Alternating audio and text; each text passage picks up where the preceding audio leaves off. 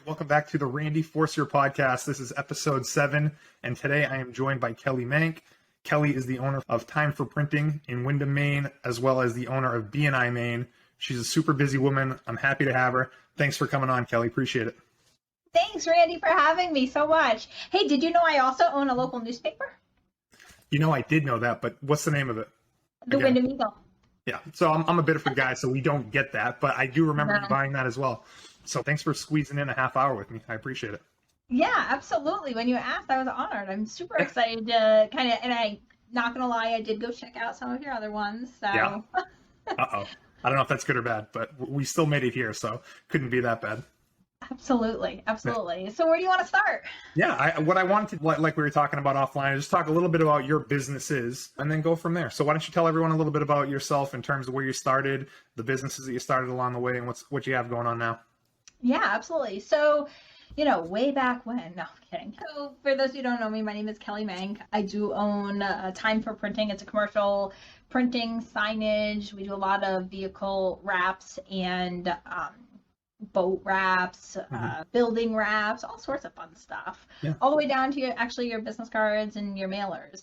So we started that business in 2007. We own the Windham Eagle, which is a positive and solutions-based newspaper. Yes, you heard me right. It's only positive and solutions-based. That's good. It's a good change. I like it. It's amazing. When we started that newspaper, my rule was it had to be something that any kid could pick up and the parents wouldn't be concerned about what they were reading or seeing. And we have kept that. We started that newspaper in 2013. Oh, wow. So you came up with that idea yourself, or had you heard that as something that, okay, so I'm putting you on the spot, but is this something that, you came up with, or just kind of borrowing the idea? So, I'm obviously a pretty positive person, and I don't love news all that much because it's always negative. Everything is always bad. Yeah. And I was approached in 2013 about starting a newspaper because the local newspaper that we had in the Windham and Raymond area was not doing well. And there was some talk that it was either closing or being shut down, or there was some background stuff. And originally I was like, no, I am so busy. So we actually were taken out to lunch by a couple of their employees one day, and I said, no. I said, I am not an English major. I know nothing about newspapers, nothing. No. So we actually left that lunch, and I felt good about that decision. And they asked us out to lunch the next Saturday. Well, by the end of that lunch, we had a name. We knew first publication date. We had started a Facebook page, and we made the announcement. Well, it's a natural business for what you do with Time for Printing, is right? I mean, I assume it's easy for you to print a newspaper. Is it a whole different thing that? So a lot of people think that is like our biggest misconception. We actually don't print the newspaper here. Oh, okay. Yeah, newspaper printing is something called web press printing. It's not something that we do here. We do wide format and digital printing. It's a completely different world. I tell people that the size of a web press printer is about the size of a room in my building. So, it's massive. I have seen that at our local newspaper before, the room that houses all that machinery, but I wasn't sure if there was something that made it easier. I just assumed that there was a connection between your primary business and the newspaper, but it's cool that you just decided to open it up anyways and run with it. So it's been 9 years now, and it's a weekly publication? It is a weekly publication. It actually gets delivered to every home and business in Windham and Raymond every Friday, which is pretty exciting. And then in 2018, we were given the opportunity to buy the BNI Maine franchise. So I've been in BNI since 2007. It's a networking organization. It 100% made my business. Definitely. So it was kind of the next step for us. If you haven't figured it out already, I really have a hard time saying no. So I can't wait for the next business that you buy. Oh gosh. Or start. Yeah. We'll see. Slow down. Yeah. I can't believe it's been 4 years since you bought BNI. I remember it, and we'll dig into BNI in a bit, but feels like it was just yesterday, but we obviously had a pandemic in between all that stuff, and I can't believe it's been 4 years. It does feel like it was yesterday. And it's so weird because with the pandemic, we haven't really been able to do some of the things that we had planned on doing from the get-go. So we have implemented a lot, and we have great relationships with, 99% of our members. Yeah. And it's Niels and I have a lot of goals to get out there more and shake more hands and get to know our Definitely. members even more. So And I think that stuff's coming. I have better days ahead for all of that. The I stuff that we're agree. doing in person. So hopefully it'll be a good summer. And I'll I look forward to seeing you definitely guys agree. soon. Yeah. So a BNI member since 2007, you said. So that's a pretty good amount of time. Why don't we try to, set a baseline for what BNI is again? I know you mentioned it, but why don't you give your super basic version of what it is, and then we can talk a little bit more about it. Yeah, so BNI is a networking organization that's extremely structured. It's based on Mm-hmm. structure and education with that tie of we're making a commitment to you, we're asking you to make a commitment to us. And it's results driven. So we're there to pass referrals. We're there to help each other grow their business. Members join BNI to grow their business. They stay in BNI for the relationships and connections that they have. Definitely.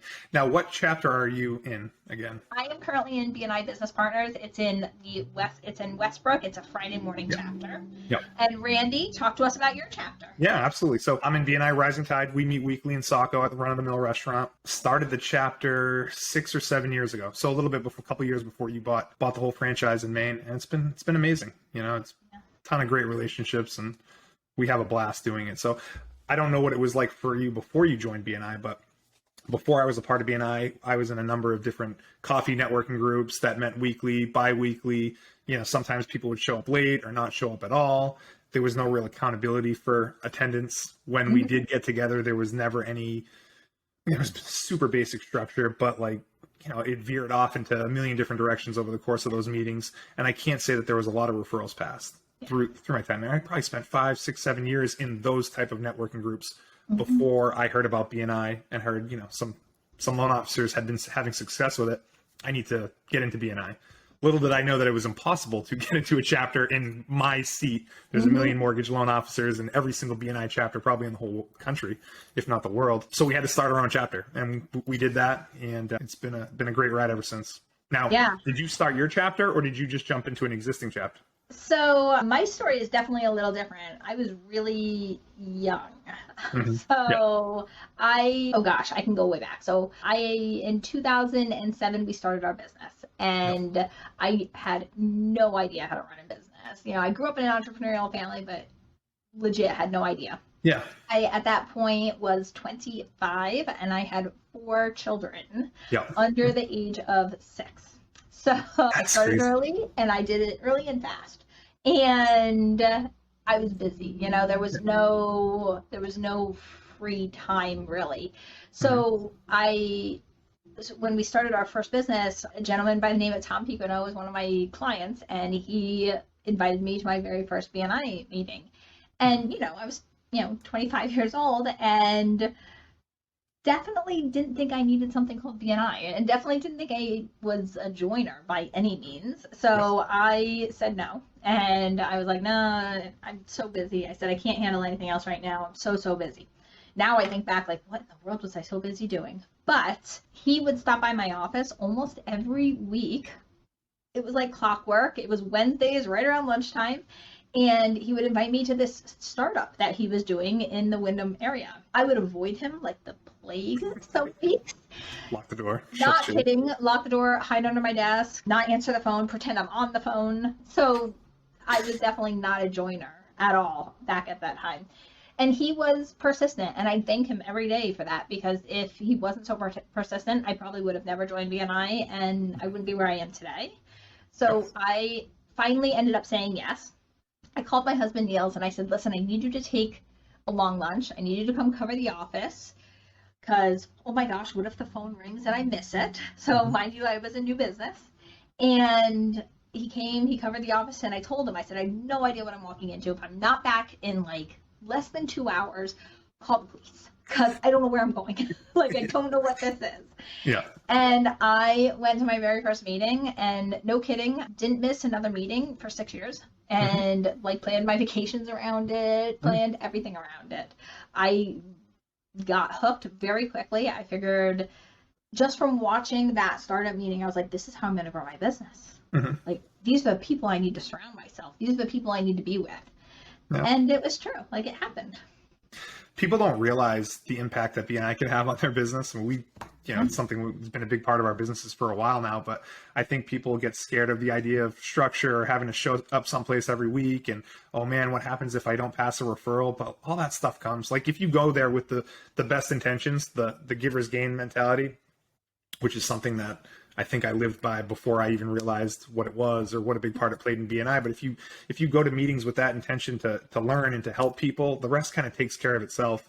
And I can't even describe the impact that it's had on my business. So I would encourage anyone that's listening to reach out to either one of us to talk about it, because it's been an amazing thing for me. And I know it's been an amazing thing for you. Yeah, it's incredible. Again, we've already covered the fact that I can't say no. Yep. And that's been kind of a problem forever, but I got involved very early. I became a director very quickly, and yeah, I saw the results. But it takes work. It's not something that you just join and it happens for you. It takes work. And Definitely.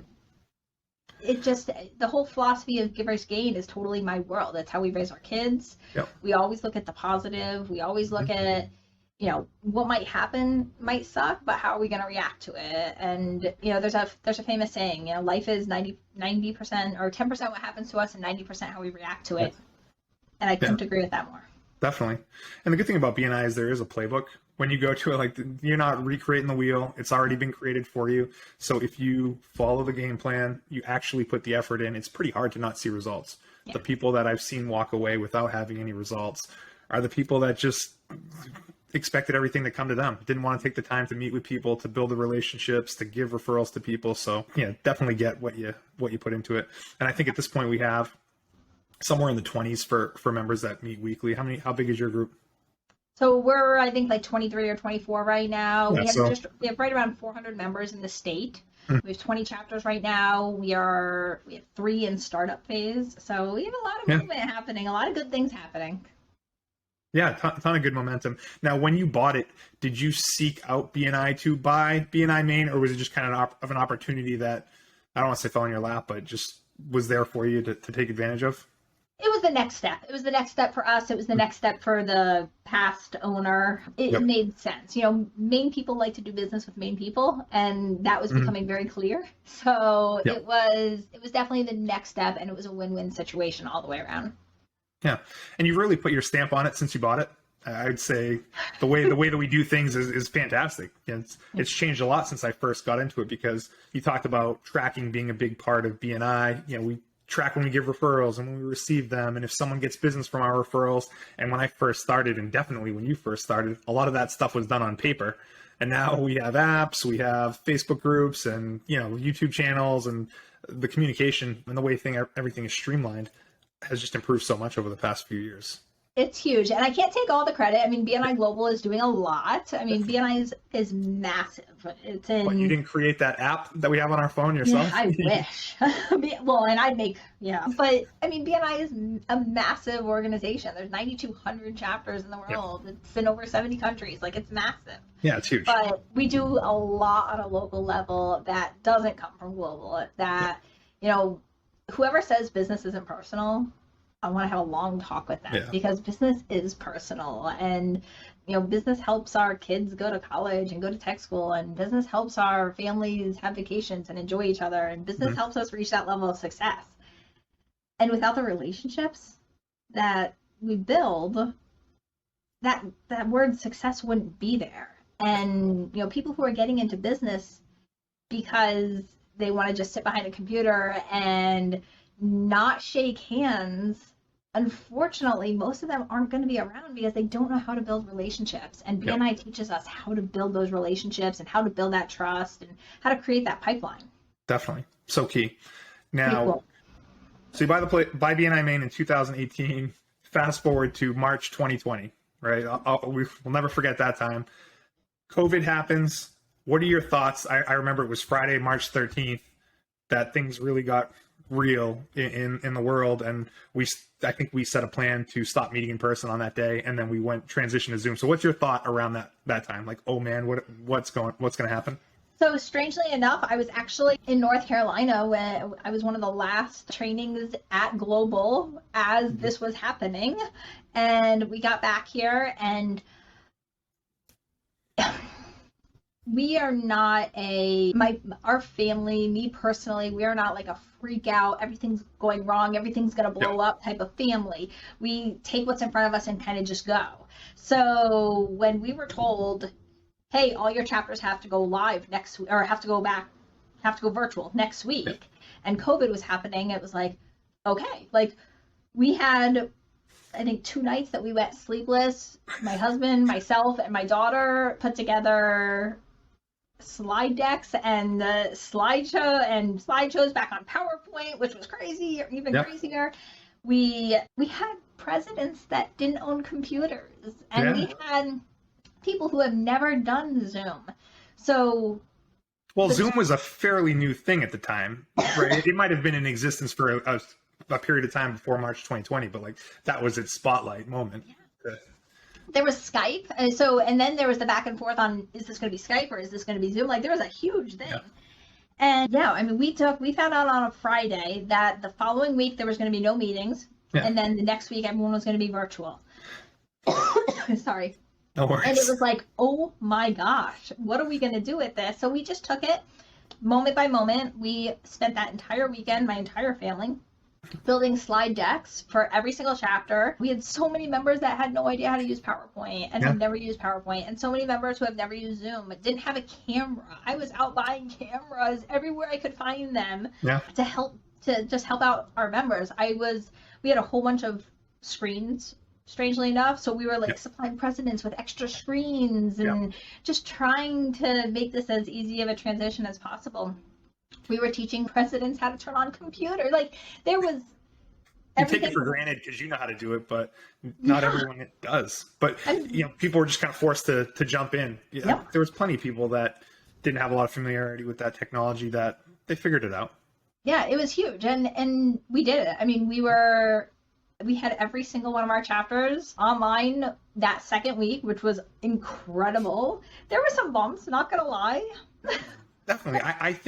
I actually think BNI Rising Tide, our chapter, might have been the first. That's my recollection of it, but I actually didn't even think we missed a week. If maybe we did, but in my mind, I thought we found out on Friday that we'd be going remote, and then that next Wednesday we were all on Zoom, 20-something people across the screen, and we just did our normal meeting for the most part. A little bit different, but when I think back to how BNI transitioned from live to virtual during COVID, I think of it as a very positive thing. We were able to maintain those relationships during a very tough point in all of our lives, and to some degree, it probably helped us get through it better than if we didn't have it. Because we didn't have a lot of social interaction with people for a few months during all that stuff. So it was nice to know that every Wednesday or whenever your meeting was on a weekly basis, you could connect on Zoom, chat for a little bit, and we probably lost some people through that whole process, but we gained a ton more, and we still were able to maintain that same core through the whole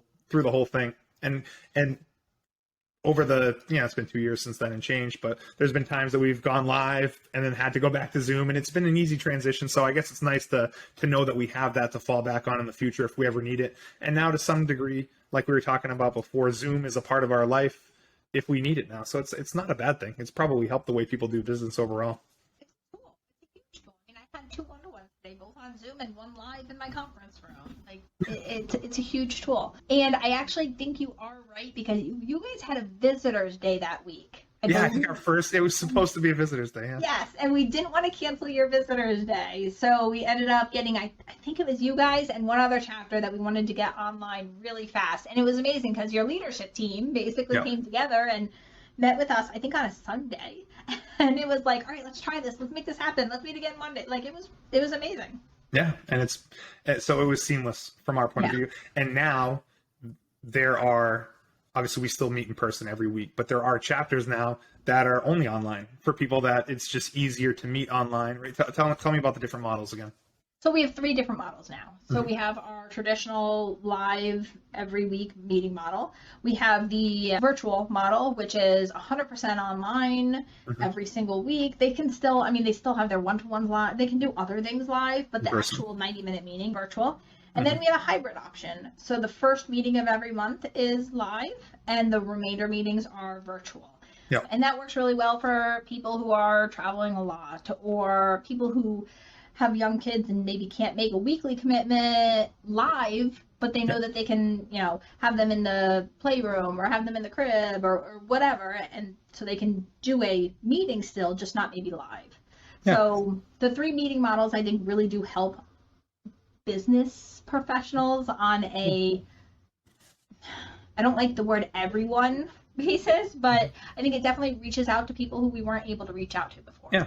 I mean, otherwise those people just wouldn't be members. Right. And now they can be, and it's an opportunity for them to grow their businesses and help other people grow theirs. So, I like our in-person meetings, but if I needed one of the other 2, it's nice to know that those are options that are out there for people. So, Absolutely. Yeah. It's a lot of fun. Yeah. Awesome. As far as keys to success for you, what would you say like a key to success is for you in terms of business and BNI? So being a workaholic, obviously, no, that would not be a good one. I would say, never change your ethics. Like, always stick to what you know is right and always stick to what works inside, because I have 4 kids. Everything I do involves my kids, and everything I do, I would never want them not to be proud of something that we're doing, or not to be proud to talk about something that we're doing. So, ethics is really huge. And even though it might not be easy in the beginning, I mean, I'll tell you, when we started our newspaper, I got tons of negative feedback about how a positive and solutions newspaper is never going to make it. Yeah. Never going to make it. And I almost gave in. Like 3 years in, I was $250,000 in debt with it. And it was crazy. And I almost believed them. And that's the year it happened. And that's the year everything turned. And it does amazing now, and people look forward to it, and the schools use it, and it's a tool, and it's a positive tool, and it's good news, and it makes you smile. So, sticking with your ethics, I think, is a huge thing. The second one is the building relationships. Mm-hmm. In just over a year ago, my husband almost died, and remember, if it wasn't for the support of our members and our clients, I don't know how I would have gotten through it, to be totally honest, and how our businesses would have gotten through it. So those relationships go so much further than just the transaction. Definitely. And the more we look at people as transactions, the more our life turns into transactional instead of experiential. Mm-hmm. So we really need to look at things as, every meeting is an experience, and every relationship that we can build is an opportunity to grow in some way. And then lastly, it just takes hard work. Just get out, just do the work.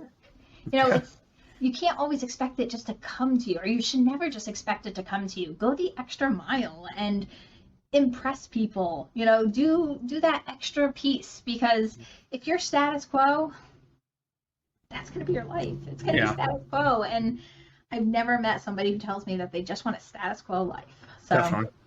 Yeah. That's all good advice. Wow, thanks for sharing. So I guess those are the main things I want to talk about. I appreciate you taking the time. Like I said, BNI has had such a huge impact on my life, and I'm anxious to see where it goes. As long as I'm doing mortgages or in business for anything, I expect to be part of BNI. I'm sure the same for you. So, and I'm bummed. There's actually an event tomorrow that I'm not going to be able to go to. Red Sox game, right? That'll be fun.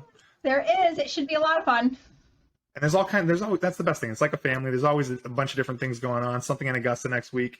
But I also have 3 young kids, so it's hard to get to some of those after hours things, but we'll make something happen before you know it. Before you go, can you share your contact information for websites or email addresses or social media, whatever you want? Yeah, I mean, I'm easy to find on social media, just Kelly Mank. It's Mank, and my name is Kelly with a Y, Kelly. You can always email me at Kelly, Kelly, at bnimaine.com, and Maine is all spelled out. Those are the best ways to get me, though. Facebook or even LinkedIn, reach out to me. It's, again, just Kelly Mank. I am hard to not find. You're all over the place. I am.